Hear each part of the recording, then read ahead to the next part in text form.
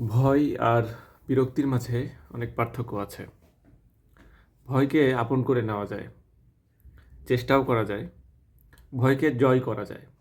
কিন্তু মানুষ বিরক্তি থেকে পালিয়ে বাঁচে। পালিয়ে বাঁচার আপ্রাণ চেষ্টা মানুষকে অনেক ভুল করতেও বাধ্য করে। ভয় সম্মান করাতেও পারে, কিন্তু বিরক্তি কখনো সম্মান করাতে পারে না। বিরক্তির মধ্যে সম্মান জিনিসটা থাকেই না। তাই বিরক্তিকর জিনিসটার প্রতি যত নেগেটিভ বিষয়গুলো আছে সব সামনে চলে আসে এই বিরক্তি যখন শুরু হয়। প্রিয় মানুষ কখনো বিরক্তির কারণ হতে পারে না। প্রিয় মানুষ ভয়ের কারণ হতে পারে, কিন্তু বিরক্তির কারণ হতে পারে না।